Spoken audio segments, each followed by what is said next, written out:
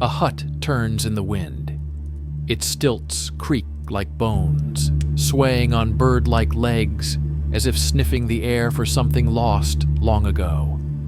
Inside, the fire whispers, never burning out, glowing in the hollowed skulls of forgotten beasts. The smoke coils through cracks in the wood, spelling a name not spoken aloud in generations. Baba Yaga. She waits, not to trap, but to test. Long before she became a horror story told to keep children quiet, she was something else. Something holy. And what now looks like a curse, a crooked forest dwelling on clawed stilts, was once a temple. Her name was not a warning, but a prayer. This story is not about what she is said to be. It is about what she truly is. The world of Slavic myth is a forest, deep, dreamlike, breathing with archetypes. It has no roads, only trails worn by those who survived its trials. Somewhere in this tangled realm, between the realm of the living and the world of the dead, lives the one called Baba Yaga. But she is not merely a witch. She is a gate. The tale begins with a girl named Vasilisa. She walks with a lantern through a path swallowed by dusk. Her mother is gone, her stepmother cold, her father blind to the cruelty around her. But her mother left her something, a small doll pressed into her hands on her deathbed. Feed her when you eat, ask her when you're lost. That was all. And Vasilisa obeys, quietly, faithfully. In time, she is sent into the woods to fetch fire. Her stepmother hopes she will never return, because the fire is kept by Baba Yaga, and no one returns from Baba Yaga's hut unchanged. The forest is not silent. It hums with ancient music, a sound not made by instruments but by time itself. Trees lean inward, shadows stretch in unfamiliar directions. The deeper Vasilisa goes, the more the forest seems to recognize her, as if it's been waiting. At twilight, a rider gallops past. His horse is white, and so is he. Skin like morning frost, hair like snow. He does not stop. At noon, another rider thunders by, black from cloak to steed, a silhouette against the sun. At night, one more, crimson as fire, a flicker of rage and light. None speak. They are the ones who keep time in this part of the world, servants of the threshold. Finally, Vasilisa finds the hut. It spins slowly, legs groaning beneath it. A skull fence grins around the clearing, the sockets flickering with fire. The air feels thick, heavy with unspoken judgment. "Turn your back to the forest," she says. "Face the hut." And the hut stops turning. It lowers itself. The door creaks open. Inside, nothing welcomes her. The floor groans. The air smells of iron and herbs. Bones hang from the rafters. A mortar and pestle sleep in the corner, ready to wake. And then she appears, not as a hag, not yet, but as a woman who has seen everything die and still burns. Her hair is wild, her teeth too long, her hands veined with soil and storm, but her eyes, they are full of intelligence, of calculation. She sees Vasilisa. She sees the doll. She knows why the girl has come. The first task is given, clean the house. The second, separate poppy seeds from soil. The third, silence. These are not chores. They are rituals. And Vasilisa, led by the guidance of her doll, her mother's wisdom made small and living, completes them all. But each task changes her. The hut is no longer just a home. It is a crucible. And Baba Yaga? She is not a captor. She is the flame. She is the flame that devours weakness to reveal the soul beneath. And that flame is not merciful. Baba Yaga does not soothe, she sears. She does not teach, she transforms. And transformation, in its truest form, is a kind of burning. Vasilisa does not yet understand this. Her hands tremble as she separates seeds from earth, her breath catching as shadows creep along the walls of the hut. But she obeys because the doll tells her to. Because the doll speaks with a voice softer than thought, but older than fear. The tasks are strange and grow stranger still. One morning she is told to sweep the yard, not with any broom, but with one made of bones. "Make it clean," Baba Yaga growls, her voice a cauldron of gravel and smoke, "but leave not a trace of yourself behind." Vasilisa sweeps until the soil is bare, until even the footprints of her arrival have vanished. The hut watches. The skulls blink with ember eyes. Something ancient is being tested. That night, she dreams. She dreams of a field lit only by stars, and a woman walking backward through fire. Her face is hidden, but her hands are scorched black and glowing. She carries a basin of water and a knife, and when she opens her mouth to speak, a river pours out. Vasilisa wakes in sweat, but the doll is warm against her chest. Not all who enter the hut are given dreams. Not all are meant to leave. Baba Yaga is not a creature of malice. She is a creature of boundary, a sentinel at the edge of transformation. In older times, before the tales turned her into a threat, she was known not as a villain, but as the keeper of the in-between. Birth and death, childhood and adulthood, knowing and unknowing. Her hut does not merely turn on chicken legs, it turns at the axis of two worlds. To come here is to risk disintegration. But in that risk lies the power to be remade. One day, Baba Yaga appears holding a skull, its hollow sockets still lit with flickering fire. She hands it to Vasilisa. "This is your light. Take it to them." She does not say who they are. She does not smile. She does not explain. The test is not in the asking, but in the returning. For Baba Yaga never gives without cost. Vasilisa takes the skull. It pulses in her arms, not heavy, but somehow alive. The fire inside does not burn her, but it watches. It sees what she is afraid to admit, that a part of her does not want to go back. Not yet. Not after what she's seen. Still, she walks through the forest, past the skull fence, past the riders, who now bow their heads as she passes, past the trees, who no longer lean in but part respectfully, as if recognizing one of their own. By the time she reaches the edge of the woods, she is not the same girl, and the fire in the skull knows it. When she returns to her family, the fire does not remain still. It flares, wild, ferocious, and devours the house, the cruelty, the lies. Her stepmother screams, but the fire does not touch Vasilisa. It passes over her like wind, and when it dies, there is only silence, the kind of silence that follows revelation. Vasilisa does not cry. She does not tremble. She carries the skull back into the woods and buries it where the riders passed. Above her, the trees whisper her name, not as a child, but as a woman who has walked the path of trials and returned bearing truth. And deep in the forest, the hut turns once more, slow and eternal. Because to pass through Baba Yaga's fire is not to be destroyed, but to be revealed. And revelation, in its deepest form, leaves behind an echo. Vasilisa returns, but not truly. Her body crosses the threshold of the ordinary world, but her spirit remains half-rooted in the forest. Her eyes, once open wide with innocence, now carry the flicker of another light. Not the fire of fear, but the steady flame of initiation. She has glimpsed something beyond names, something older than even Baba Yaga herself. And once seen, it cannot be unseen.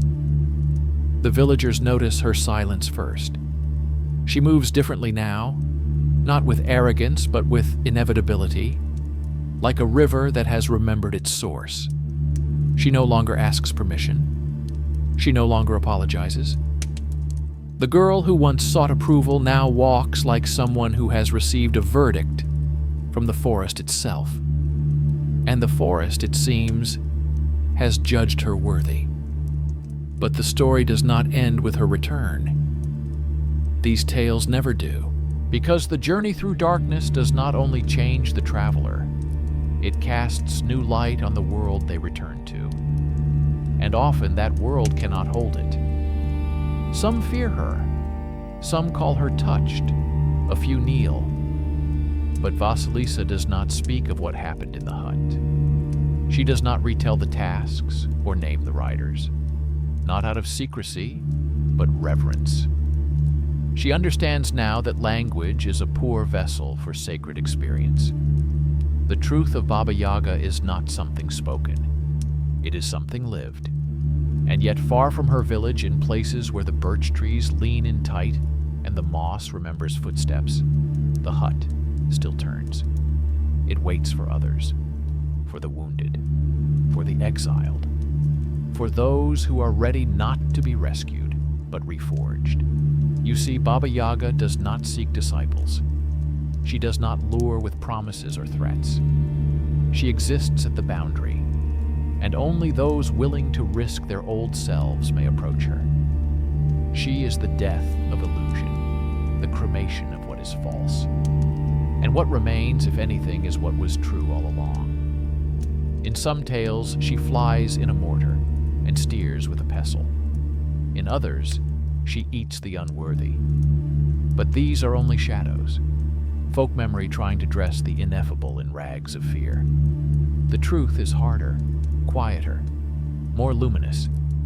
She is the guardian of becoming. In the rites of older peoples, there were always figures like her, veiled ones who tested the young, demanded bloodless sacrifices, and revealed the hidden shape of the self.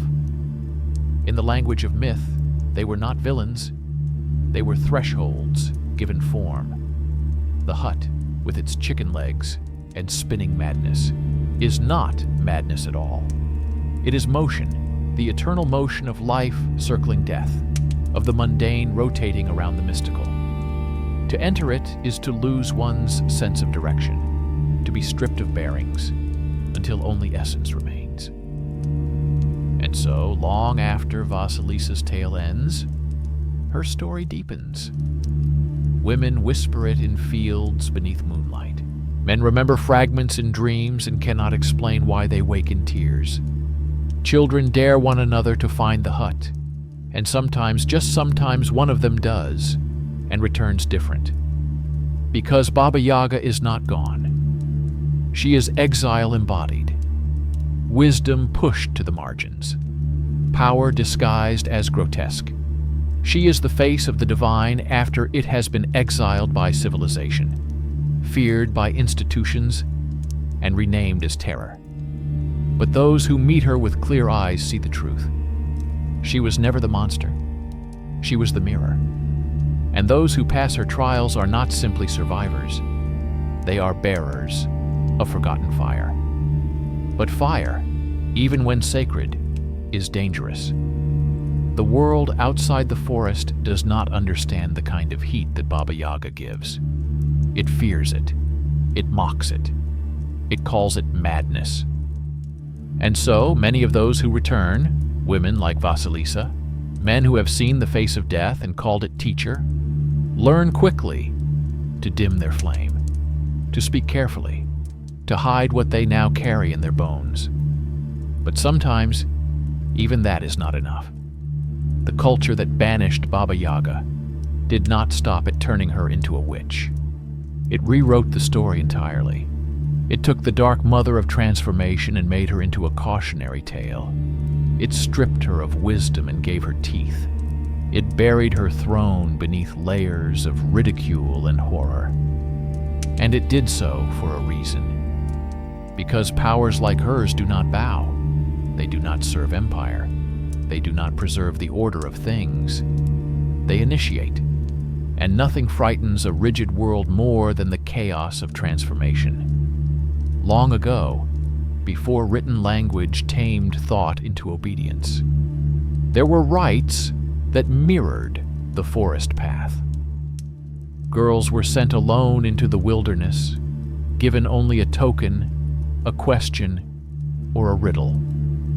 Boys fasted, hallucinated, bled. The old met them at the edge of the village, bone-cloaked, mask-wearing, neither man nor woman, and asked them one terrible question: "What are you willing to lose?"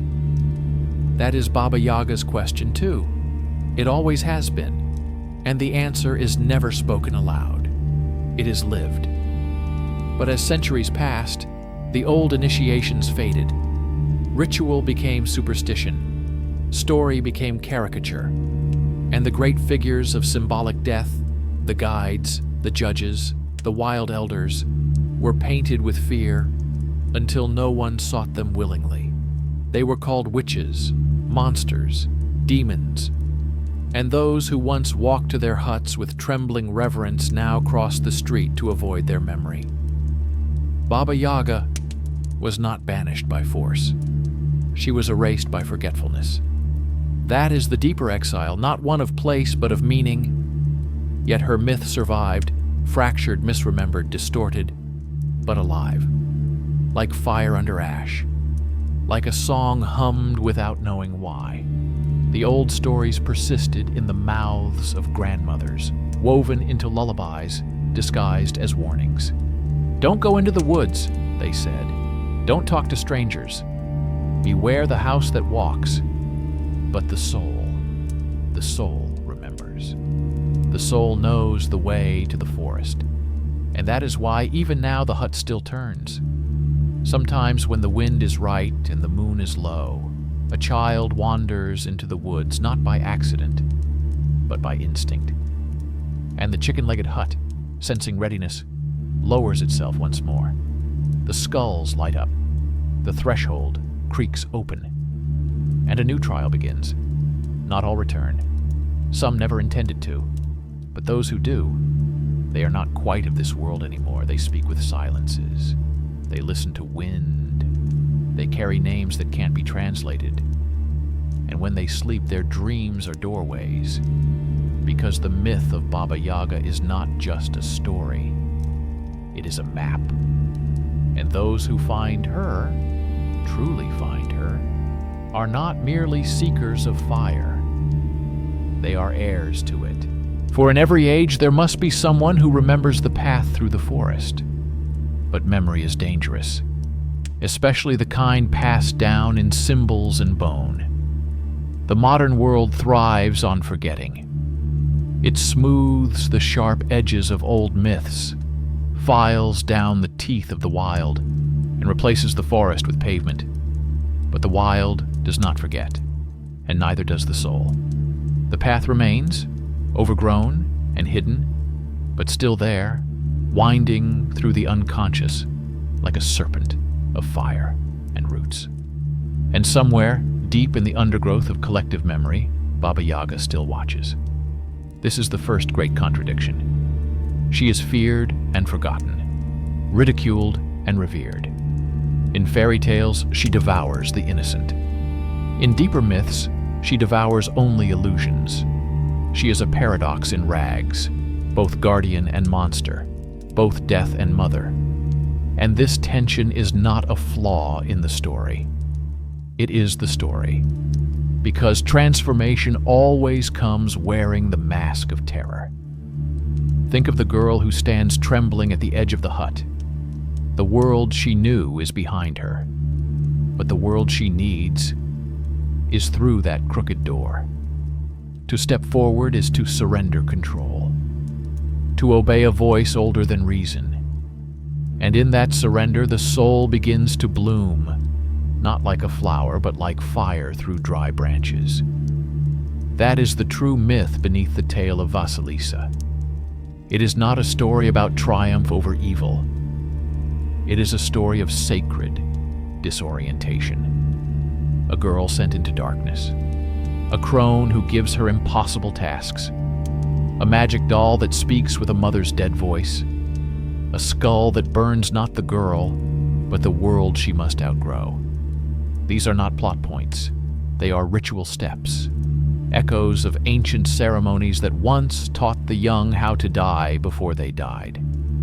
Initiation was never meant to be safe. It was meant to be true. And Baba Yaga is truth made wild, unpolished, untamed, unashamed. She tests not to punish, but to reveal. She does not ask, "Are you good?" but, "Are you ready?" Ready to carry the fire, ready to meet yourself, ready to know what cannot be unlearned. This is why she devours. Not flesh, but fear. Not children, but the stories that keep them small. In cultures across the world, there are figures like her. Hecate at the crossroads, Kaylee with her garland of skulls, the Morrigan cloaked in crows. They too were called monstrous. They too demanded blood, not from others, but from the ego. They too stood at thresholds with eyes full of storm. But over time, as the sacred feminine was fractured, their roles were twisted, made villains, made mad, made marginal, because their power did not flatter kings or serve churches. It broke things open, and what breaks open cannot be owned. So Baba Yaga, like them, was pushed into the margins, exiled not only from story, but from meaning. She became the creature children feared instead of the teacher their souls remembered. She became grotesque, lurid, comical, her house a joke, her rites forgotten. But myths do not die, they descend.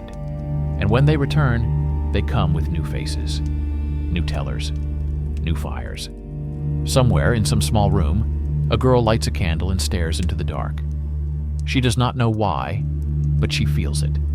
Something is waiting, something ancient, something with crooked teeth and a voice like wind in pine. And if she follows that feeling, if she walks into the woods, she may find the path again. She may find the hut. She may find herself, because the forest remembers what the world forgets. And Baba Yaga is the forest's last memory. But memory does not simply preserve, it transforms. Over time, as myths ripple through generations, their shapes shift.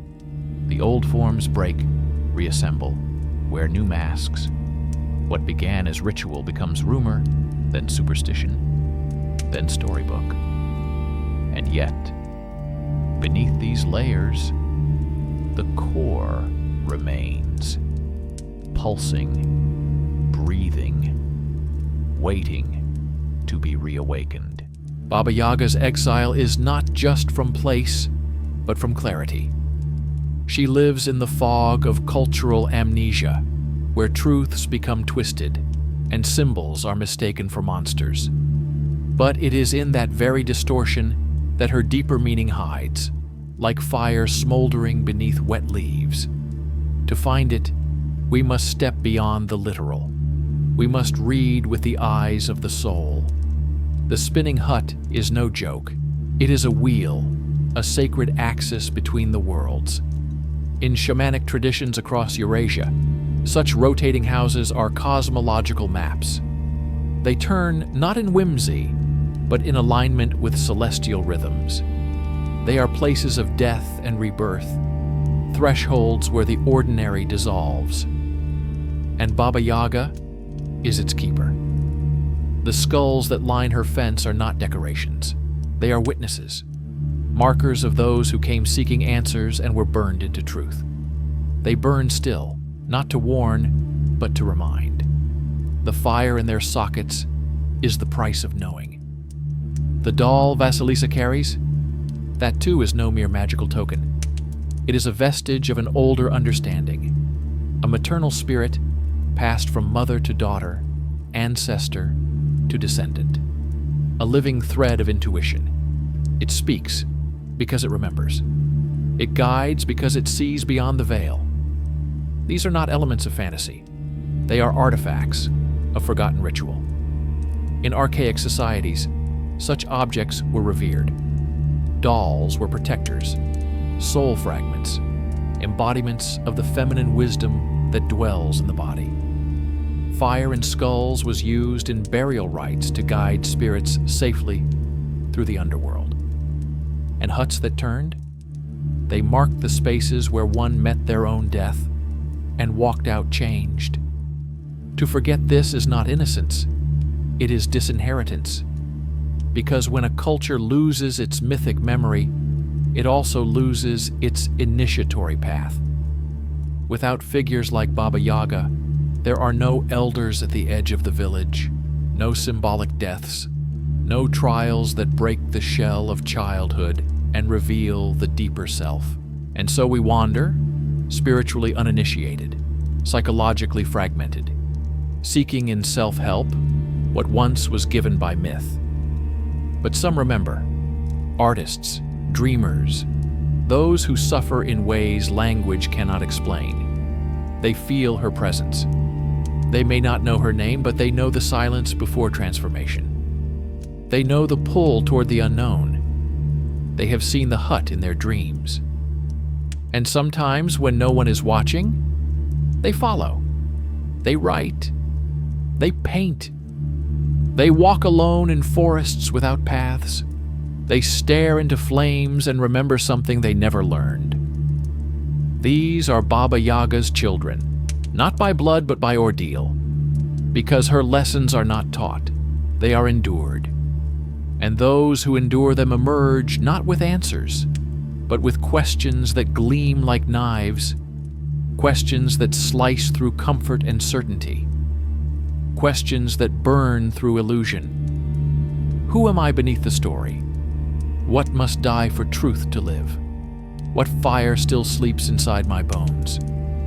These are the real riddles of the forest. These are the gifts she leaves behind. And though her name may be forgotten, her fire still speaks, in symbols, in dreams, in the quiet hunger for something real. But hunger, when unacknowledged, becomes shadow.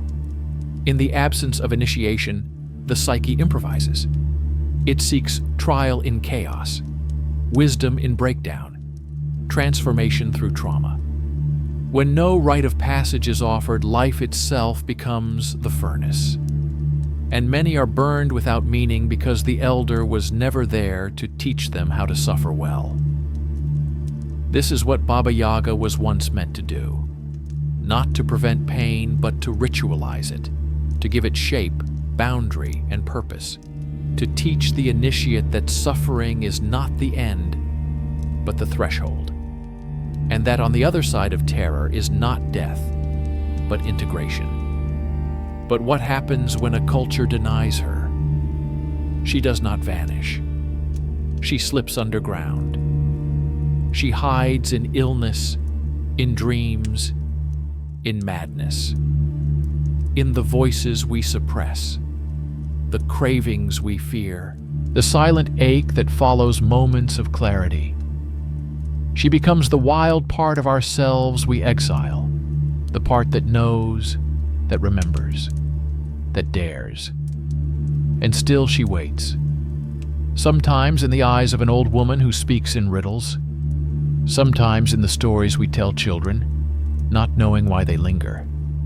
Sometimes in the forest, yes, but more often now, in cities, in alleys, in quiet rooms, anywhere someone reaches the edge of who they thought they were. Because the hut appears wherever transformation is needed.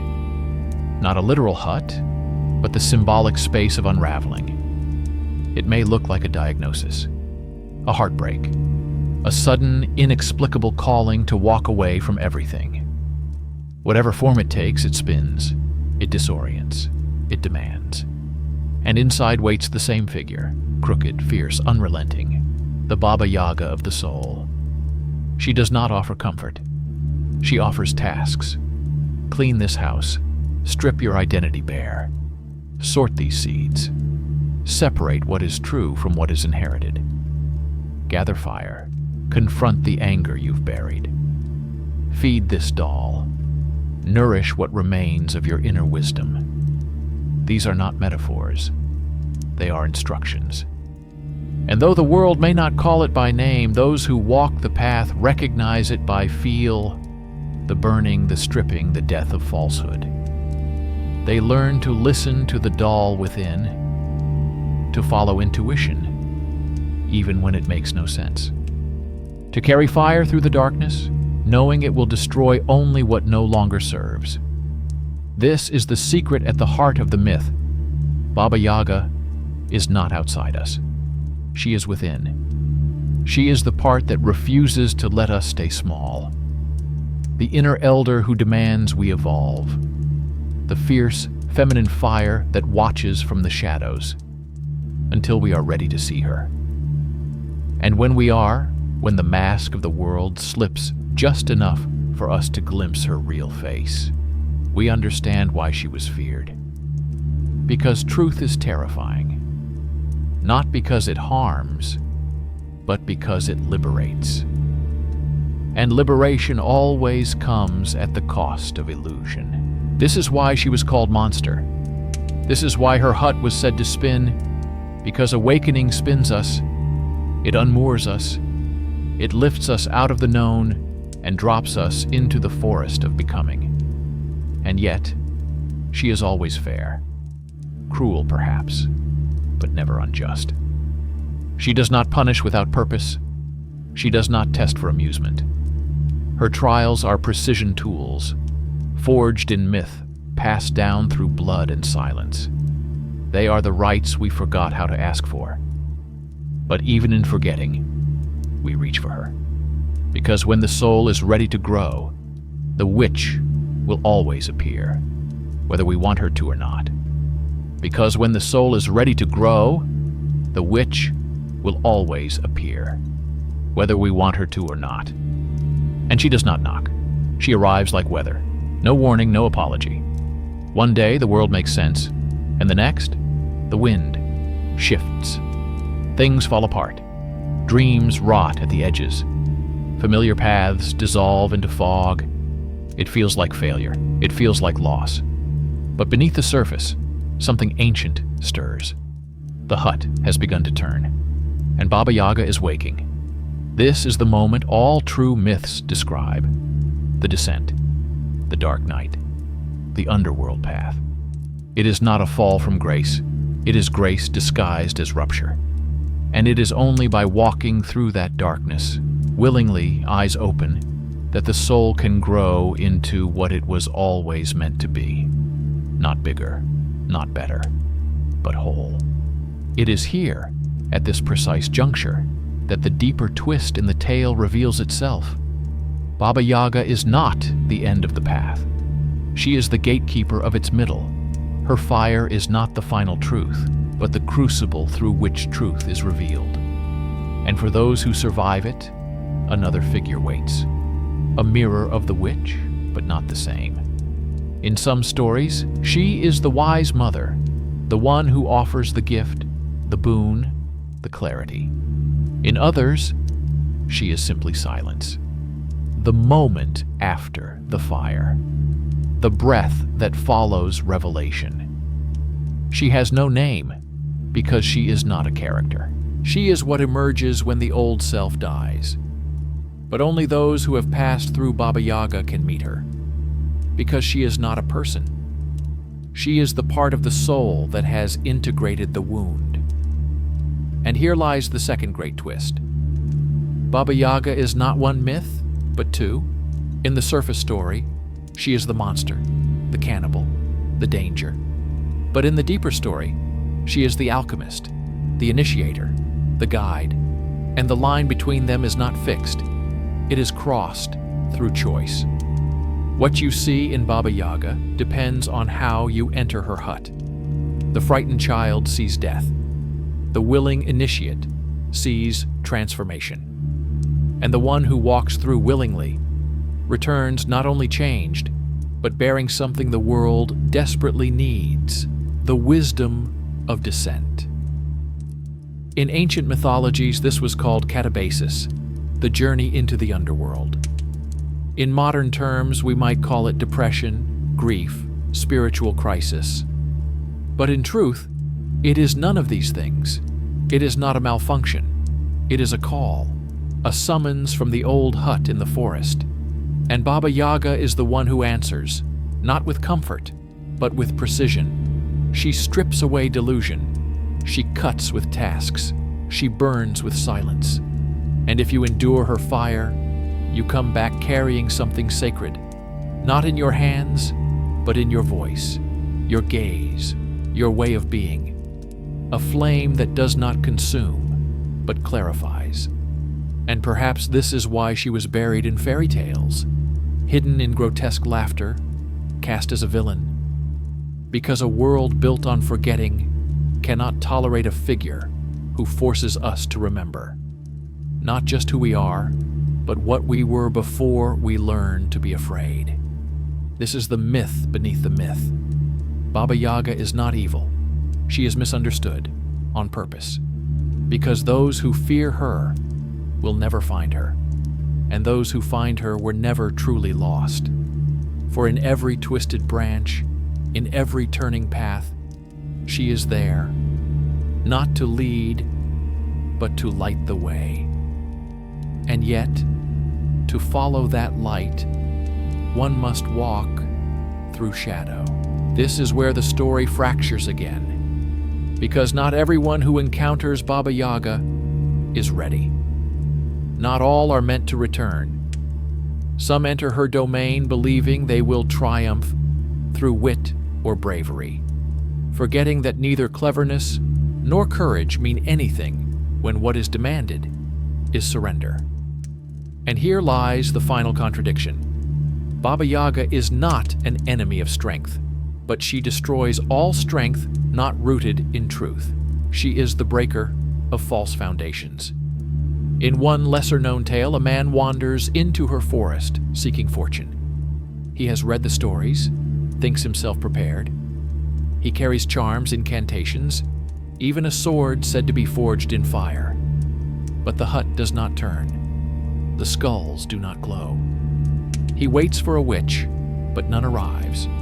Instead, he finds a clearing filled with mirrors, not made of glass, but of still water. Dozens of shallow pools scattered through the earth. Curious, he looks into one, then another, and another. And in each, he sees not himself, but a different version. One proud, one cruel, one weeping. He begins to understand. But before he can make sense of it, the pools begin to steam. The water rises. The reflections vanish.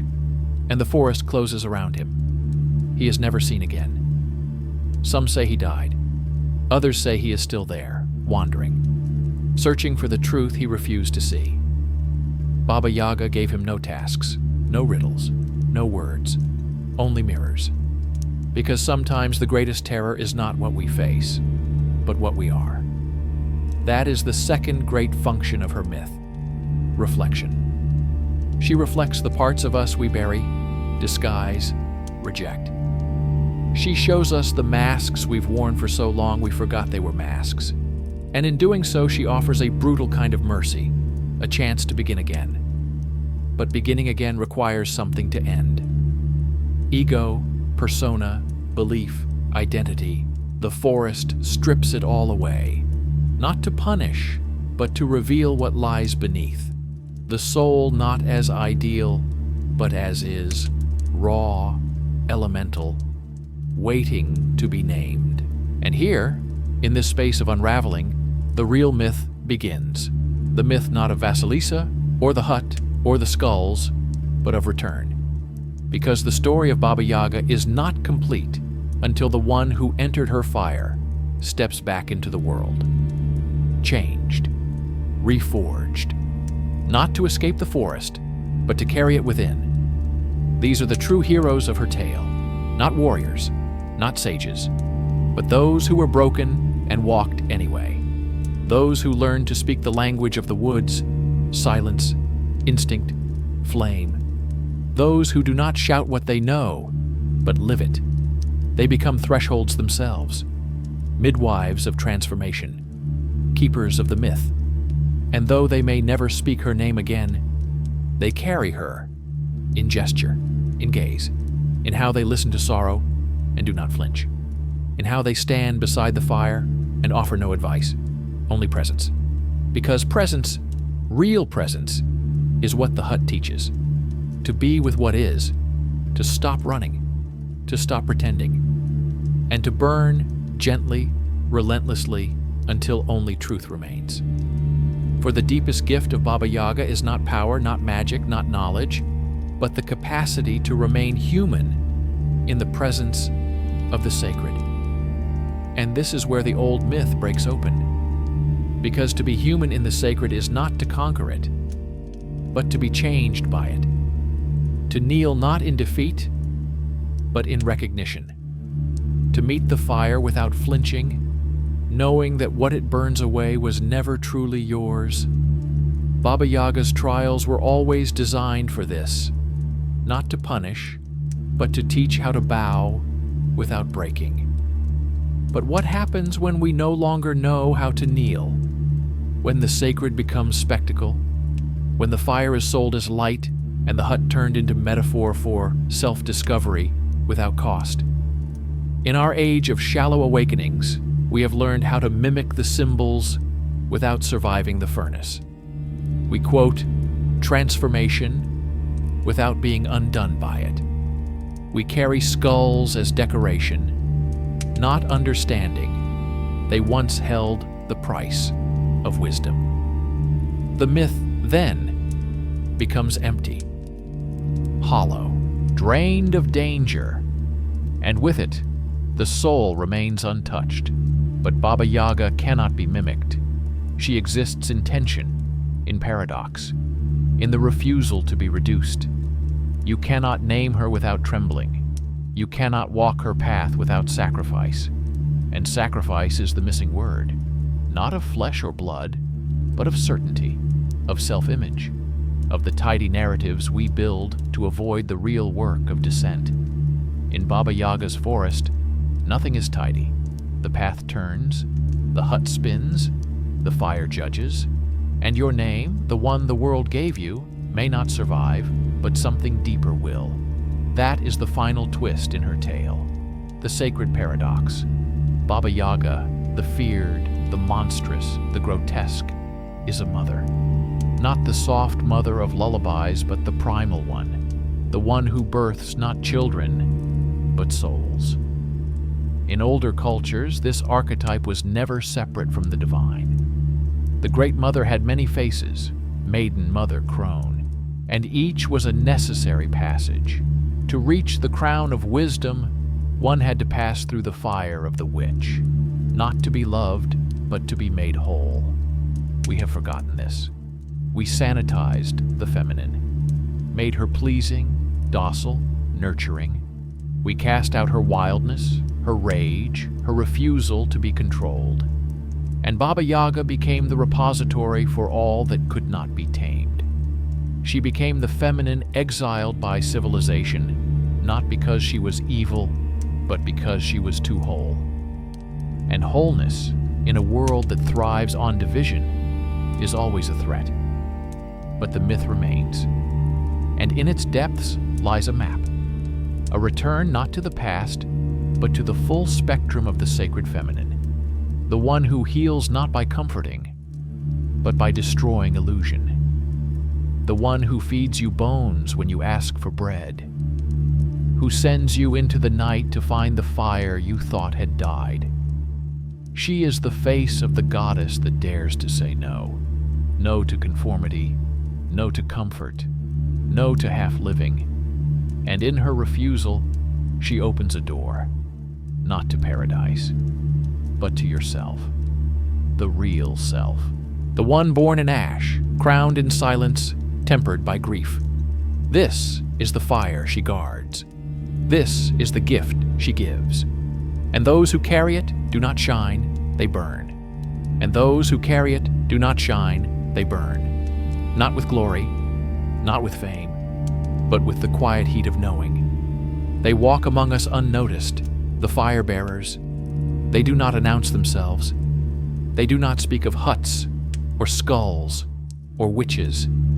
They speak through presence, through the way they move through grief without turning to stone, through how they sit with the broken and do not flinch, through how they hold silence like an altar. These are Baba Yaga's true descendants, not sorcerers, not sages, but those who survived her and came back whole. It is easy to mistake this wholeness for peace, but that would be another illusion. Wholeness does not mean ease, it means inclusion. It means living with paradox. It means carrying the memory of fire without needing to escape it. This is the shape of wisdom in her myth, not knowledge but integration. And it is this that makes her story sacred. Because Baba Yaga does not offer escape.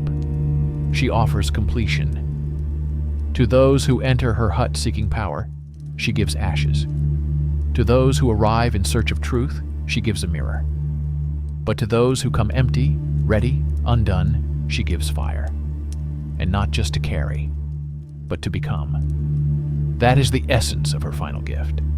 Identity reborn, not from ambition, but from surrender.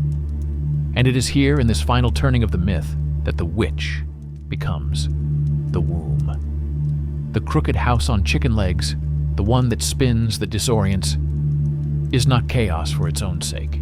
It is birth, the act of emergence, a rotating gateway between the known and the possible. To enter it is to lose yourself. To leave it is to return, but as something else. All true myths contain this motion, descent, dissolution, return. But Baba Yaga's story lingers in the second stage longer than most, because she is not interested in shallow rebirths. She does not dress wounds, she opens them. She digs. She pulls out what has festered. She salts it with riddles. And when the wound has become a mouth, she listens to what it says. This is healing of the oldest kind, brutal, sacred, raw. It is not for everyone. And that is why the story's worn, why the path is hidden, why the hut does not appear to all. Only those who are called, and even then, only those who answer, find her. And when they do, she does not greet them. She tests them. Because the forest does not hand out transformation like a trinket. It demands participation. It demands risk. It demands truth. And truth, once known, cannot be unknown. This is the burden and the blessing of those who carry her fire. They do not belong to the world in the same way anymore. They walk differently. They speak slower. They pause in strange places. They remember things they were never taught. Because part of them never left the hut. Part of them is still spinning, still listening, still waiting.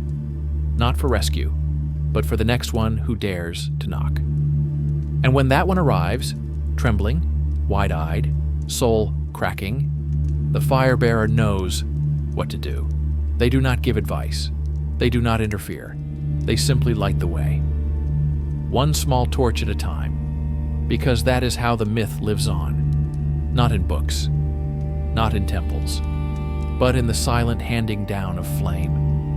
And in that sacred passing, Baba Yaga breathes again, not in flesh, but in myth, not as a figure of fear, but as the breath behind transformation. She no longer walks the earth in bone and skin, but in symbol, in archetype, in the ancient rhythm of those who dare to unmake themselves. Her stories persist because they hold what the world cannot teach, that death is not the end, and the witch is not the enemy. She is the sacred spiral hidden inside the straight line of life, the breath that breaks pattern, the claw that opens the cocoon. To understand this is to see the forest differently, not as backdrop, not as obstacle, but as intelligence, conscious, watching. It is not just where she lives, it is who she is. The trees are her limbs. The wind, her voice, the soil remembers her footsteps even now, and every story told in her name waters that soil. But even stories change, as they must. Once, she was a goddess, perhaps not in the way we define gods now.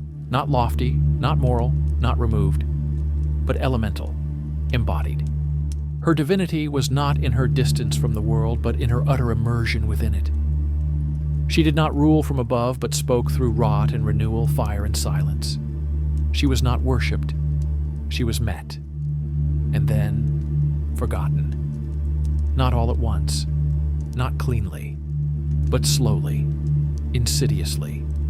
As patriarchal systems spread across the Slavic world, the wild feminine became a threat. The wise woman became a heretic. The forest was deemed uncivilized, and the goddess who lived at its heart was split. One part became the virgin, pale, obedient, untouched. The other became the witch, twisted, feared, banished. This is the exile her myth carries, not just from land, but from meaning. She was turned into a caricature, the broomstick, the nose, the appetite, the fearsome hag, a thing to laugh at or fear, but never understand. And so we forgot what she really was. Not a monster, but a memory of power, before it was cleaved in two. Yet myths are never fully lost. They sleep, and when the time is right, they stir. Now, in the shifting shadows of our own unraveling age, her story returns. Not because we remember her, but because we need her. We need her fierceness, her fire, her refusal to flatter. We need her tasks, her riddles, her eyes that see through lies. Because the world is burning, because illusions are cracking, because the old forms are collapsing, and beneath them, something ancient waits to rise. Something crooked and holy and whole. To call her back is not to revive the past. It is to remember what was dismembered, to gather the scattered bones of the sacred feminine and breathe life into them again, not as myth alone, but as lived experience, as initiation, as truth, the kind of truth that demands we change. Not our names, not our labels, but our way of seeing, of being, of belonging. And that begins in the dark, always in the dark, in the hush between stories, in the clearing no map can find, in the voice that says, take one more step, even if you're afraid, especially if you're afraid. That voice is hers. It always was. And now, as her story begins to glow again in the minds of those who are ready, she waits, not to be honored, but to be used, as a tool, as a fire, as a gate, because she is not the destination. She is the test. And tests, by their nature, do not arrive with instructions. They reveal who we are, not by asking, but by pressing, by exposing what lies beneath the surface. Baba Yaga's presence in a story signals a threshold, a moment where something must die so something truer can be born. She is not interested in what we say we believe. She responds only to what we show in the face of the impossible. That is why her trials often seem absurd. Sweep a house with no dust, sort seeds in the dark, fetch fire from skulls that bite. They are not practical tasks. They are symbolic crucibles, each one designed to trigger the collapse of control, to expose the psyche's dependence on reason, on rules, on reward. They grind the self against futility until a new instinct emerges, one that does not seek to win, but to witness. That witnessing is the point. It's why Vasilisa's doll, the small token from her dying mother, is the only helper that works. The doll is not magical. It is memory, embodied love, intuition passed down in symbol. And when Vasilisa feeds it, listens to it, obeys it, she survives not by force but by fidelity to the soul. In this light, Baba Yaga's story ceases to be folklore and becomes ritual. Each element is a cipher: the forest, descent into the unconscious; the hut, the rotating space of psychic reordering; the skulls, ancestral truth that burns; the tasks, alchemical refinement of identity; the doll, inner knowing, rooted in maternal memory; and Baba Yaga herself, the boundary, the razor's edge between destruction and rebirth. Only those who walk the entire spiral, from fear through fire into truth, return with their name intact. But it is never the same name. It is a name reforged. Spoken now not for others to hear, but for the soul to recognize itself. This is the true meaning of her tests. Not to pass or fail, but to remember. Remember what? That we are not separate from the forest. That the fire does not punish, it purifies. That the witch is not wicked, she is wild. And wildness is not chaos. It is unclaimed wisdom. In a world that fears wildness, Baba Yaga becomes the scapegoat. She is mocked, silenced, misunderstood. But for those who are willing to go deeper, to see her as more than mask, she becomes something else. She becomes guide, not by showing the way, but by dissolving the paths that were never yours. She teaches not by telling, but by stripping. And in that stripping you see the shape of your own soul, not polished, not perfected, but real. There are no shortcuts to this knowledge, no safe routes, only the long road through yourself. That is why her myth endures, because it is not content with story. It demands transformation. It demands participation. And for those who truly engage it, something changes. Not just in how they see the witch, but in how they see the world. They see thresholds where others see walls. They hear questions where others hear commands. They find magic not in escape, but in embodiment. And though they may never speak her name again, Baba Yaga walks with them. Not ahead, not behind, but beside, a crooked shadow, a silent test, a breath in the leaves when the forest stirs. Because once you've met her, she never truly leaves. And perhaps she was never meant to. What if the true exile was not Baba Yaga, but us? What if she did not vanish from our stories, but we vanished from hers? In our attempt to civilize the world, to order the wild, to pave over mystery with reason, we did not destroy the witch. We destroyed the bridge to her. We tore up the forest inside ourselves. We flattened the winding path. We silenced the whisper of the bones. And in doing so, we made the greatest mistake of all. We believed we were separate. Separate from the wild, from death, from the sacred, from the myth. We built cities on top of stories, institutions atop instinct, doctrines over dreams, and the old hut, that spinning, muttering house of trials, was buried under centuries of forgetting. But forgetting is not erasure. What is forgotten waits. It sinks into the roots, curls beneath the skin, lingers in lullabies and strange dreams. It waits for rupture, for when the tidy structures begin to shake, and when they do, the witch returns, not as punishment, not as revenge, as invitation. Because here is the final paradox of Baba Yaga. She was never meant to be understood, not fully. She is not a puzzle to be solved, but a presence to be endured. She is contradiction made flesh, sacred and savage, creator and destroyer, midwife and mourner.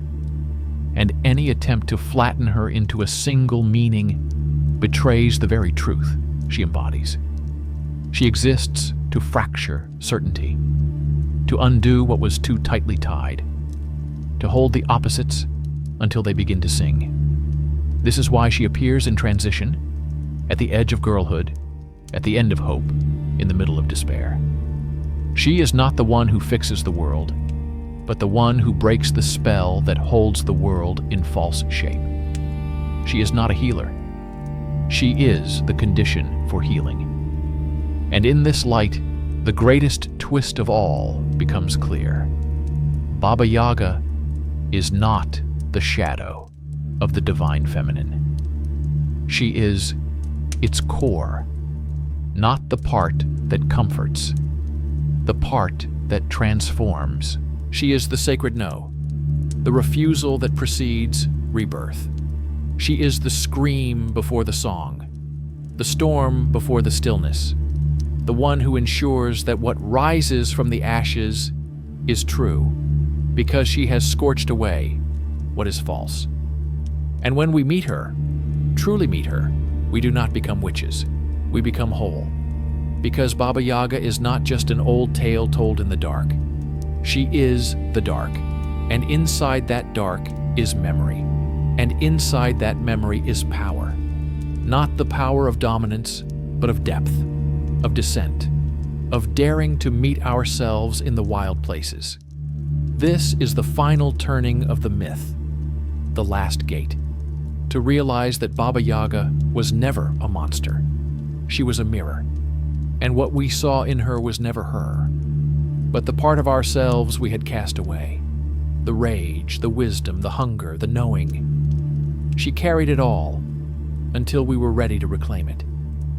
And now, as we stand once again at the edge of the woods, her story does not end. It begins. Because the myth was never about her. It was about us, and whether we were willing to come home. Home, not as comfort, but as confrontation.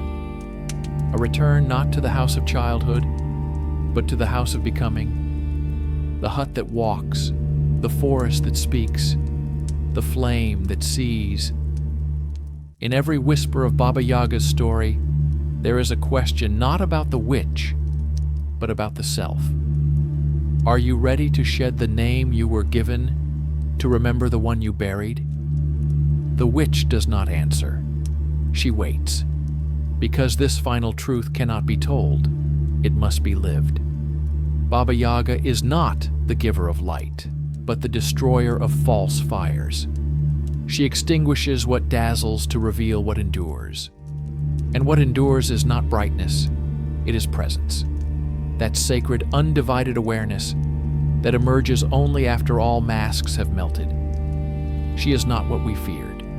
She is what we sought. The exile who was never gone, the goddess who never left. The truth we thought too wild to be holy. We tried to make her a villain because we were afraid of our own wildness. We locked her in stories so we wouldn't have to walk her path. We called her monster because she would not bend. But she does not need our approval. She waits for our return. And return we must, not just to her, but to the wholeness she protects. The ancient knowing that we once carried before language, before law, before exile. Baba Yaga is not only a gatekeeper, she is the gate, the final threshold through which we must pass if we wish to re-enter the sacred, not in story, but in flesh. The feminine that bleeds and births and burns. The wisdom that refuses to explain itself. The divinity that is not clean, but complete. This is what Baba Yaga has guarded all along. Not power, not fear, not myth, but memory. Memory of what we were before we were broken. Of what we can be when we stop pretending. Of the holy that wears a crooked face and speaks in riddles and feeds you bone instead of bread. It is not an easy path, but it is a true one. And when you walk it, fully, fiercely, finely, you realize the myth is not just about one figure in a forest. It is about the forest within you, the spinning house inside your chest, the skulls that glow along your own spine. It is not something you watch or read or recite. It is something you live, something you become. And so the story ends, not with a lesson, but with a return. To the fire, to the woods, to the truth that cannot be named. And as you stand there before the crooked door that waits to turn, you hear the voice. Not loud, not soft, but clear. Enter, burn, become, because the forest is calling, and the witch, the goddess, is waiting. Not to frighten you, not to free you, but to show you who you really are. Thank you for walking with me into the dark forests of Slavic myth and standing before the ever-turning hut of Baba Yaga. These are not just stories. They are mirrors, thresholds, living echoes of what we've forgotten. If you found something here that stirred you, I invite you to stay with me on this path. Subscribe to the channel, share the fire, and let us continue reclaiming these sacred, untamed truths together.